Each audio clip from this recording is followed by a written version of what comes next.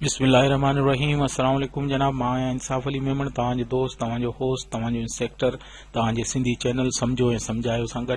जनाब, प्रीवियस में मूं जेका ऑटोकेड जी सीरीज़ शुरू कई आहे उन जी अॼु 6हीं क्लास सां गॾु आउं हाज़िर ख़िदमत आहियां। अॼु इन क्लास में चंद नयूं कमांडूं तव्हांखे सेखारींदुसि ऐं सम्झाईंदुसि।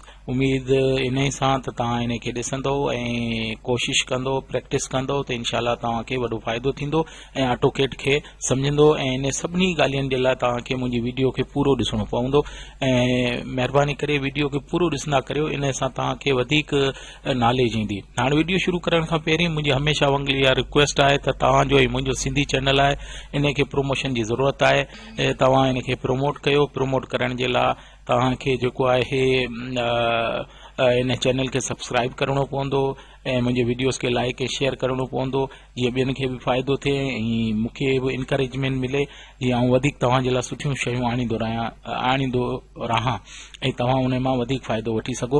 हाणे चैनल खे प्रमोट करण जे लाइ तव्हांखे मुंहिंजे चैनल खे सब्सक्राइब करणो पवंदो। सब्सक्राइब करण जे लाइ रेड कलर जे बटन खे क्लिक कयो ऐं बेल जे आइकॉन खे बि क्लिक कंदो। ईअं करण सां ईअं थींदो जो मुंहिंजी हर नई अचण वारी वीडियो तव्हांखे जल्दी मिलंदी ऐं तव्हां उन सां फ़ाइदो वठी सघंदो। हाणे हलूं था वीडियो जी तरफ़। वीडियो में मूं तव्हांखे जीअं ॿुधायो त ऑटोकेड जी 6हीं क्लास आहे। इन में असीं चंद नयूं कमांडूं डिस्कस कंदासीं। प्रीवियस लेक्चर में मूं तव्हांखे पॉली लाइन ऐं एक्सप्लोड कमांड ऐं ही तव्हांखे लाइन ऐं पॉली लाइन जो फ़र्क़ु ॿुधायो हो ऐं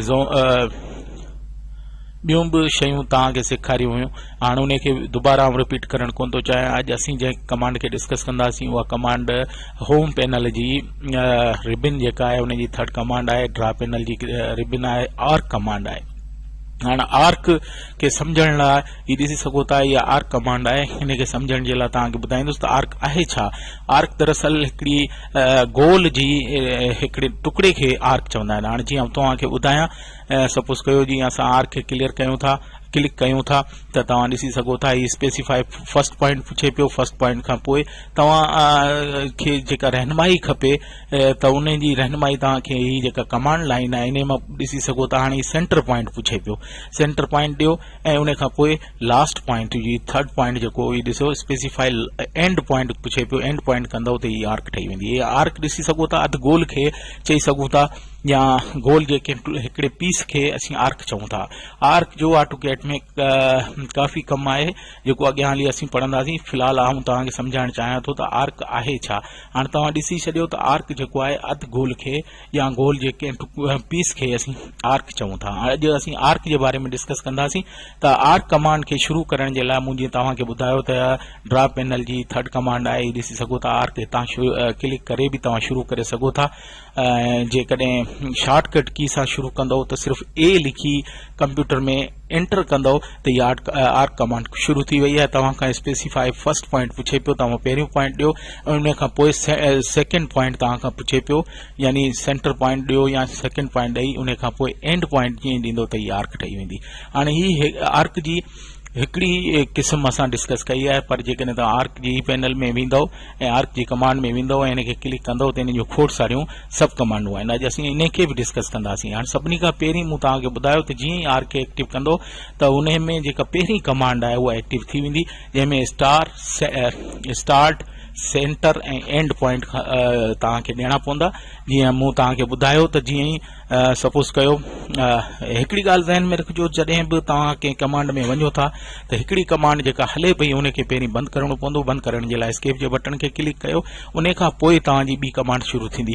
हाणे आर्क कमांड शुरू करण जे लाइ मूं तव्हांखे ॿुधायो त हुनजी शॉर्टकट की आहे ए खे क्लिक करे जीअं एंटर कंदा आर्क कमांड शुरू कयूं ए खे क्लिक कंदासीं त हाणे स्पेसिफाई फर्स्ट पॉइंट पुछे पियो, ही पहिरियों पॉइंट ॾिनो ऐं ही सेकेंड पॉइंट ॾिनो ऐं ही थर्ड पॉइंट ॾींदासीं त आर्क ठही वेंदी। इहो त पहिरियों ऑप्शन आहे। जीअं आर्क जी कमांड ॾींदव त पहिरियों ऑटोमेटिकली थी वेंदो। ऐं सेकेंड में तव्हां ॾिसी सघो था ही चए पियो स्टार्ट सेंटर ऐं एंगल। जेकॾहिं का आर्क तव्हांखे ठाहिणी आहे ऐं उनजो एंगल सां ठाहिणी आहे त जीअं सपोज कयो हाणे हिन जी सेकेंड खे आउं क्लिक कयां थो। जीअं मूं क्लिक कयो त हिन स्पेसिफाई फर्स्ट पॉइंट पुछियो आहे, पहिरियों पॉइंट ॾींदासीं। हाणे ही तव्हां खां सेकेंड तव्हां ॾिसी सघो था हिन में पुछंदो specify centre point. Centre point ॾियण खां पोइ हाँ आख़िर में तव्हां खां पुछंदो त एंगल ॾियो। एंगल जो मक़सद तव्हां जेकॾहिं पढ़ियल आहियो त सभिनी खे ख़बर आहे त एंगल ॾियणो पवंदो। एंगल ॾियण जे लाइ सपोज़ कयो आऊं हिते 40 जो एंगल ॾियां थो। 40 जो एंगल ॾेई जीअं इंटर कंदुसि त ही 40 जी आर्क ठही वई आहे। आर्क जो मक़सद मूं तव्हांखे ॿुधायो गोल जो हिकिड़ो पीस आहे। हाणे इहो उबतो छो ठहियो आहे? इन करे ठहियो आहे जो असां शुरूआत हिन खां कई आहे। एंगल जेका आहे उहा हमेशह 180 डिग्री ते कमु कंदी आहे। हाणे जेकॾहिं आऊं हिनखे जेकॾहिं हिन पासे खां शुरू करणु चाहींदुसि त उन जे लाइ वरी आर्क जी कमांड ॾींदुसि। कमांड ॾियण खां पोइ तव्हां ॾिसी सघो था मूं तव्हांखे ॿुधायो त ही असां एंगल वारी जेका सेकेंड सब कमांड आहे उनखे क्लिक कंदासीं। हाणे स्पेसिफाई हिन दफ़े राइट हैंड खां ॾियूं था ऐं सेंटर पॉइंट हिते ॾियूं था ऐं एंगल घुरे पियो। एंगल असां हिनखे वरी 40 जो ॾियूं था। 40 जो ॾेई इंटर कंदासीं त तव्हां ॾिसंदव त हिन पासे खां आर्क शुरू थी वेंदी। हाणे इहा ज़हन में तव्हांखे रखणी आहे त आर्क हमेशह जेको आहे 180 डिग्री ते कमु करे थो। जेकॾहिं तव्हांखे हिन पासे खां बि जेकॾहिं शुरू कयो था, सपोज़ कयो ऐं वरी आर्क खे हितां शुरू कयां थो, ए लिखी इंटर कयो ऐं इन सेकेंड ऑप्शन खे एंगल वारे खे ओपन कयां थो। मूं फर्स्ट पॉइंट हिन पासे खां ई ॾिनो, इन पासे खां ॾिनो, ई सेंटर पॉइंट ॾिनो। हाणे जेकॾहिं मूंखे इन ई लाइन में कढणो आहे, मथे पासे आर्क खे आणणो आहे त हिनखे ऐं माइनस जी हिकिड़ी निशानी ॾींदुसि, -40 डिग्री करे एंटर कंदुसि त तव्हां ॾिठो त हिन पासे खां ठही वियो, आर्क ठही वियो। त ईअं आर्क जो सेकेंड जेको सब कमांड आहे एंगल वारी उहा डिस्कस करे ठाहे सघो था। उन खां पोइ जेको आर्क जो थर्ड आहे उन में तव्हां लेंथ खे मेंशन करे सघो था।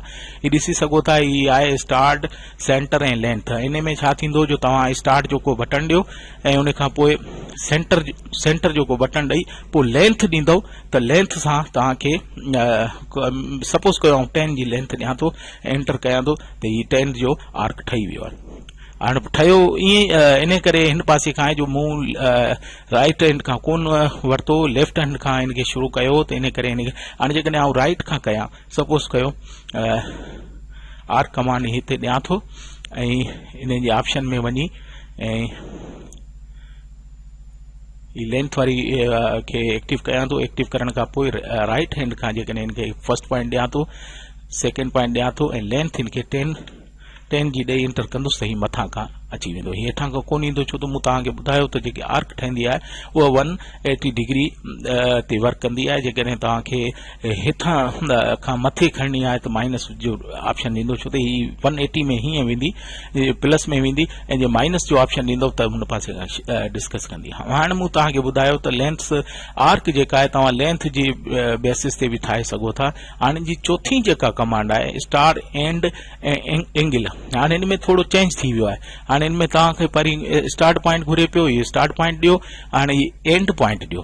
पोइ ही स्पेसिफाई करणो पवंदो तव्हांखे एंड पॉइंट। सपोज़ कयो हिते एंड पॉइंट कयो ऐं एंगल ॾींदो, एंगल सपोज़ कयो 40 ॾियां थो, 40 ॾेई इंटर कंदुसि त ही मुंहिंजी आर्क ठही वई 40 जी। ईअं ई तव्हां जेकॾहिं हेठे पासे ठाहिणु चाहियो था त उन जे लाइ तव्हांखे लेफ्ट हैंड खां हिनखे शुरू करणो पवंदो। सपोज़ कयो सब कमांड वठां थो जेका आहे एंड ऐं एंगल वारी वठी हाणे स्पेसिफाई फर्स्ट पॉइंट कयां थो, एंड पॉइंट हिनखे हिते ॾियूं था। हाणे डिग्री हिनखे 40 जी ॾियां थो, 40 जी ॾेई एंटर कंदुसि त ही हेठे पासे खां आर्क ठाहींदो। हाणे इहा तव्हांखे ज़हन में रखणी आहे त जेके बि ऑप्शन आहिनि हिन जा इनखे ईअं डिस्कस करे सघो था, तव्हां करे सघो था। हाणे हिन जी जेका सब कमांड ॿी जेका आहे उनखे डिस्कस करण लाइ वरी आर्क ते क्लिक कंदासीं त हाणे तव्हां ॾिसी सघो था त ही स्टार्ट एंड ऐं डायरेक्शन पुछे पियो। हाणे जीअं जीअं तव्हां कंदा वेंदो तव्हांखे ख़बर पवंदी। हाणे सपोज़ कयो हितां स्टार्ट कयां थो ऐं ही एंड पॉइंट ॿुधायां थो ऐं हिनखे डायरेक्शन तव्हां ॾींदव जेका, हाणे ईअं मथे खणी वेंदव त मथे थींदो, हेठि खणी वेंदव त हेठि थींदो। डायरेक्शन ॾेई तव्हां हुनखां इहो आर्क ठाहे सघो था। या ईअं खणी चइजे त सपोज़ कयो हिकिड़ी असीं लाइन कढूं था, लाइन जे लाइ एल खे एंटर कंदासीं ऐं specify first point second point ॾेई हाणे जेकॾहिं असांखे आर्क ठाहिणी आहे स्केप करे इन लाइन कमांड मां ॿाहिरि निकिरंदासीं ऐं आर्क ठाहींदासीं। इन जे लाइ असां जेकॾहिं ही ऑप्शन वठूं था एंड ऐं डायरेक्शन वारो त ही सपोज़ कयो फर्स्ट पॉइंट आहे, ही एंड पॉइंट आहे। हाणे हिनखे का बि डायरेक्शन मथे ॾींदव त मथे आर्क ठहंदी, जे हेठि ॾींदव त हेठि आर्क ठहंदी। जितां बि ठाहिणु चाहियो ठाहे सघो था। आर्क कमांड में जेके बि ऑप्शन आहिनि इहे तव्हां हिते ॾिसी हुनखे इस्तेमालु करे सघो था। हाणे हिकिड़ो ॿियो पॉइंट आहे इहो स्टार्ट एंड ऐं रेडियस। रेडियस जो मतिलबु इहो हूंदो आहे त रेडियस सर्कल जो हूंदो आहे, सर्कल जो रेडियस विचां खां जेको सेंटर पॉइंट खां वठी सर्कल जंहिं रेडियस जो ठाहिणो पवंदो आहे उनजी आर्क ठहंदी आहे। हाणे सपोज़ कयो ही लाइन आहे, इन करे हिनखे खणे कोन पियो, वरी हिनखे हिते वेंदासीं, रेडियस वारी कमांड खे क्लिक कंदासीं ऐं हिते क्लिक करे उन खां पोइ हिनखे एंड पॉइंट घुरे पियो, एंड पॉइंट ॾींदासीं, एंड पॉइंट ॾिनो। हाणे हिनखे तव्हां जेतिरो रेडियस ॾियो, सपोज़ कयो 10 जो रेडियस ॾियां थो ऐं एंटर कयां थो, त तव्हां ॾिसी सघो था 10 जी रेडियस जो एंटर थी वेंदो। त आर्क ठाहिण जो मुख़्तलिफ़ सब कमांडूं आहिनि जंहिंखे तव्हां हिते ॾिसी यूज़ करे सघो था। ईअं ई आहे, हाणे वरी ॾिसी सघो था सेंटर, स्टार्ट ऐं एंड पॉइंट। हाणे आर्क जी हिन कमांड में तव्हांखे सभिनी खां पहिरीं सेंटर पॉइंट ॾियणो पवंदो, पोइ स्टार्ट पॉइंट ॾियणो पवंदो, पोइ एंड पॉइंट ॾियणो पवंदो। सपोज़ कयो हिनखे क्लिक कयूं था ऐं हिते असां स्टार्ट पॉइंट घुरियो आहे ऐं ही एंड पॉइंट ॾींदव त ही जितां खां स्टार्ट थी आहे उहो हिते अची वेंदो। ईअं ई ॿियूं खोड़ सारियूं जीअं आहिनि। इन खां पोइ जेका आहे हाणे हिन में सेंटर, स्टार्ट ऐं एंगल ॾींदव। हाणे इन में पहिरीं सेंटर पॉइंट ॾियणी पवंदी, पोइ स्टार्ट ॾियणो पवंदो, पोइ एंगल ॾियणो पवंदो। ईअं खोड़ जेके बि कमांडूं आहिनि इनखे करे तव्हां कंटिन्यू करे सघो था। कंटिन्यू करण सां हीअ आर्क हमेशह जीअं टच कंदा वेंदो ईअं ठहंदी वेंदी। अच्छा, हाणे हीअ सॼियूं शयूं जेकॾहिं तव्हां हिनखे पूरो स्क्रीन ते ॾिसणु चाहियो था या ड्राइंग जेको व्यू आहे, ड्राइंग जेको आहे उनखे ॾिसणु चाहियो था, त उन जे लाइ तव्हांखे हिकिड़ी कमांड यूज़ करणी पवंदी जंहिंखे सिलेक्ट ऑल, ज़ूम ऑल चवनि था। ज़ूम करण जे लाइ ज़ूम खे ज़ेड खे एंटर करे एंटर कंदव त ही तव्हां खां ज़ूम जो पुछंदो त छा करिणो आहे। तव्हां हिनखे वरी ए करे एंटर कंदव त ही ज़ूम ऑल जेके बि जेको एंगल ठहियो आहे उन सॼे खे ज़ूम कंदो। हाणे इन ई तरीक़े सां ज़ूम ऑल ऐं ज़ूम आउट खे बि करे सघो था। ज़ूम आउट करिणो आहे त ज़ेड हिते लिखी एंटर कंदव ऐं ओ हिनखे लिखी वरी एंटर कंदव त इहो ज़ूम आउट करे छॾंदो। ऑब्जेक्ट ॾियो ऐं इनखे एंटर कयो त आउट थी वेंदो। ईअं ई तव्हां जेको आहे ज़ूम ऑल ऐं ज़ूम आउट खे बि करे सघो था। त जनाब अॼु वीडियो काफ़ी तवील थी वई आहे। हाणे हिन खां मथे आऊं तव्हांखे कुझु कोन्हे, मुंहिंजो मक़सदु इहो हो त तव्हांखे सिर्फ़ु आऊं आर्क कमांड खे अॼु सम्झायां। उमेद आहे त तव्हांखे सम्झ में अची वई हूंदी। पर जेकॾहिं को सवाल ऐं क्वेश्चन आहे ऑटोकेड जे बारे में, तव्हां मूंखां कमेंट्स में लिखी पुछी सघो था। ऐं इन सां गॾु आऊं अॼोकी क्लास खे हिते ई ख़तमु करियां थो। पर रिक्वेस्ट मुंहिंजी उहा ई आहे त मुंहिंजे चैनल खे सब्सक्राइब कयो। सब्सक्राइब करण जे लाइ रेड कलर जे बटन खे क्लिक करे बेल जे आइकन खे बि क्लिक कयो। ईअं करण सां तव्हां मुंहिंजी नई अचण वारी वीडियो खे ॾिसी सघंदव। इन सां गॾु आऊं तव्हां खां इजाज़त वठंदो। इन दुआ सां अल्लाह तव्हांखे ख़ुशि आबाद रखे। मुंहिंजी वीडियोस खे लाइक ऐं शेयर करणु न विसारींदा। अल्लाह हाफ़िज़।